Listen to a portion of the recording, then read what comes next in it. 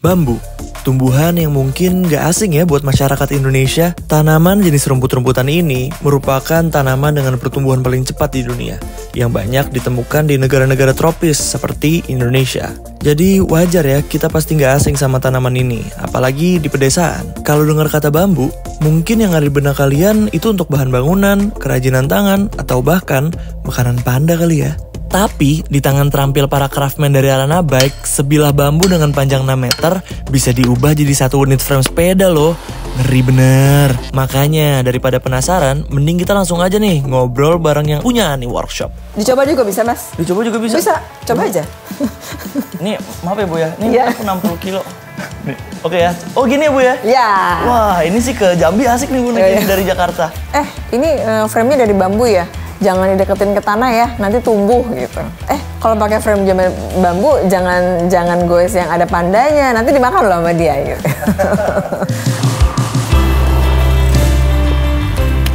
Halo Sobat Berry, kembali lagi bersama gue, Niki Cyclist. Sekarang gue lagi di Cibubur. Sobat Berry tahu nggak?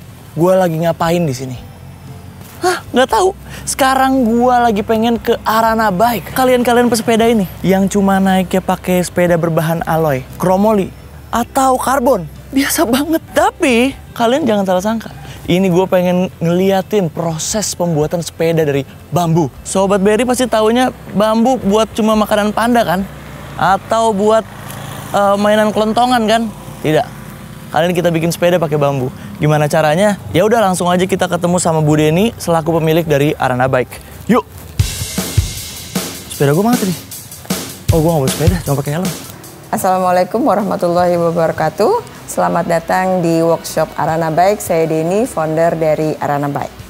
Jadi kegiatan Arana ini di awal 2019 yang lalu dimulai dengan bisnis desain interior. Nah, kemudian karena kecintaan kami pada olahraga, terutama untuk sepeda, kemudian membuat sesuatu yang lebih menarik lagi buat saya gitu. Waktu itu ada salah satu klien yang minta dibuatkan ornamen dari bambu. Kemudian semakin melihat bambu ternyata semakin menarik. Di samping itu juga ternyata material dari bambu ini punya kelebihan tertentu. Itu yang menjadikan kami tertarik untuk merekayasa material bambu ini menjadi suatu bentuk yang lebih bernilai.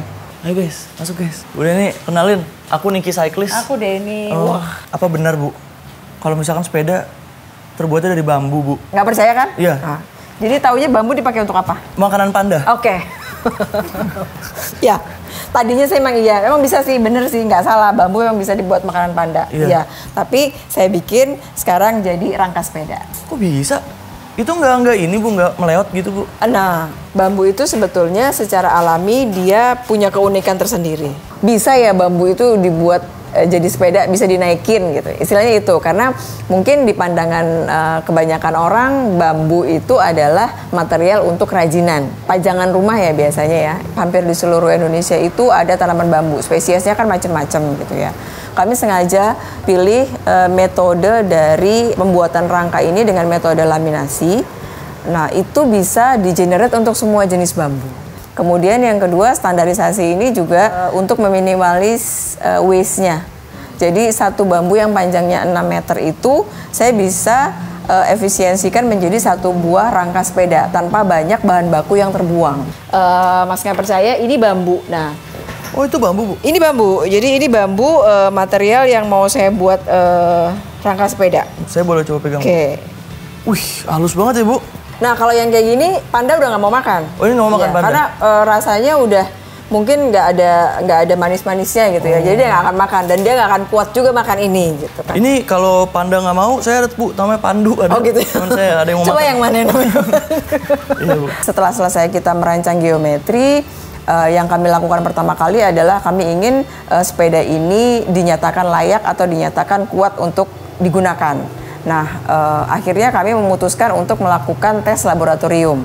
Nah, itu sebagai salah satu juga persyaratan yang apabila nanti produk kami ini harus distandarisasi, nah itu menjadi salah satu persyaratan utama yang harus kita lakukan terlebih dahulu. Dan kemudian kami juga mendaftarkan geometri yang sudah kami buat, yaitu geometri segi 6 ini di HAKI. Nah, itu prosesnya memakan waktu kurang lebih hampir 1 tahun. Jadi ini adalah balance bike namanya. Balance bike ini untuk anak usia 2 sampai dengan 5 tahun. Mas usianya berapa? Aku kebetulan 6. Oh ya. Ya, saya 23. Oke, iya. Ya, tapi ini fungsinya memang untuk anak 2 sampai 5 tahun, tapi dia bisa menahan beban sampai dengan 45 kilo. Harusnya dulu kalau waktu Mas masih kecil, masih umur 3 tahun, nah belajar naik sepedanya jangan pakai roda 4, pakai roda ini, pakai balance bike. Oh, balance bike ini ya. Jadi emang nggak bisa dia dikayu tanpa ya? pedal. Iya, dia tanpa pedal. Kami dari Arana Bike berusaha untuk mengenalkan sedini mungkin ya kepada anak-anak first impression daripada produk ramah lingkungan berbahan alam. Iya, ini juga aku lihat perbedaannya dari bambunya ini ya Bu ya. Terlihat glossy ya Bu ya? Ya, karena kita sudah lapisi dengan cairan waterproof. Oke. Sehingga dia akan lebih tahan air. Dicoba juga bisa, Mas? Dicoba juga bisa? Bisa, coba aja. Ini maaf ya Bu ya, ini aku 60 kilo. 60 kilo ya? Iya. Coba ya, ini kita coba tes naik ini ke Jambi. Oke. Aduh, apaan tuh Bu? Oke ya. Oh gini ya Bu ya? Iya. Wah ini sih ke Jambi asik nih Bu naik dari Jakarta. Jadi apa yang ditakutkan sekarang biasanya orang akan melihat bahwa wah nanti dimakan rayap tuh kalau ditaruh di luar gitu kan. Nah ini buktinya rayap itu tidak masuk ke dalam dan jadi tidak merusak frame-nya. Oke. Jadi hanya di permukaan saja kita bisa bersihkan, kemudian kita jemur kembali, dia akan sudah hilang. Yang kita baca di literatur bahwa bambu itu punya internal damper gitu ya dari seratnya yang searah tadi, karena berbeda dengan kayu ya mikroskopis sehingga akan lebih mudah direkayasa untuk menjadi suatu struktur tertentu. Nah, ketika kita berkendara itu akan terasa sekali terutama untuk jalanan yang nggak rata ya. Kalau sekarang lagi musim gravel gitu ya, jalanan untuk off-road.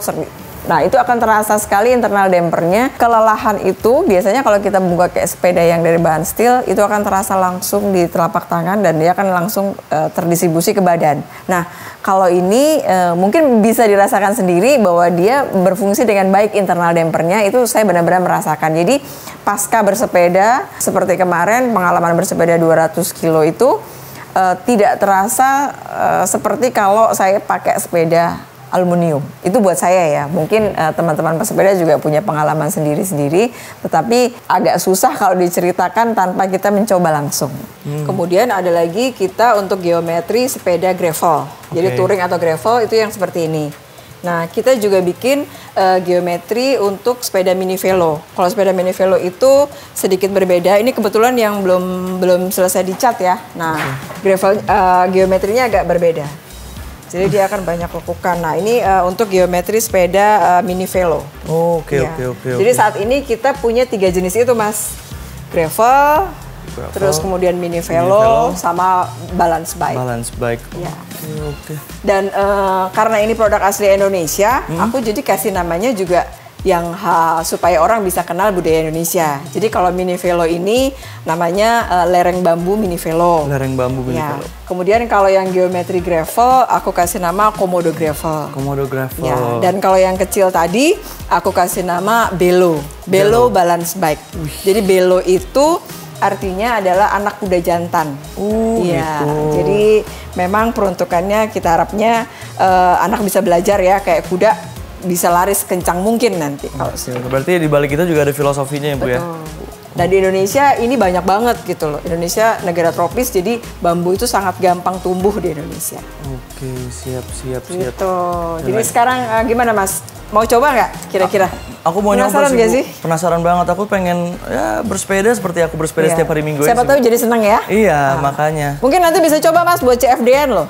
Kalau yang di Sulawesi sebetulnya yang pakai sepeda Arana Bike itu salah satu aktivis dari Bandung. Kita kaget juga sih diundang dalam sebuah seminar dalam perayaan Hari Bambu Dunia. Ada salah satu peserta yang ternyata aktivis dari Bandung ini volunteer, dia bilang bahwa saya mau coba dong sepedanya. Jadi padahal sepeda itu pada waktu itu baru saya launching. Aduh, ini baru keluar dari tes laboratorium, kemudian ada yang mau coba beli, di goesnya 2.500 lagi nggak tanggung-tanggung gitu. Jadi dari Makassar menuju ke Manado. Dan awalnya sih kita sempat deg-degan juga. Saya sempat menyiapkan frame pengganti pada waktu itu. Tapi alhamdulillah 23 hari beliau goes itu tidak ada masalah dengan frame-nya. Jadi aman. Keren. kita. Jadi ya aku udah aman lah ya untuk mencoba ke yang lebih jauh. Insya Allah aman Mas. Soalnya mau goes berapa kilo? Aku sih 4 kilo aja Bu. Oke. 4 kilo dulu. Bahkan misi yang dibawa sebetulnya kenapa 2.500 itu sekaligus mengenalkan satu bambu bahan alamnya, kemudian yang kedua untuk mengajak melakukan konservasi alam sebetulnya. Jadi penanaman pohon kembali. Si aktivis ini juga membawa bibit pohon diberikan kepada petani setempat.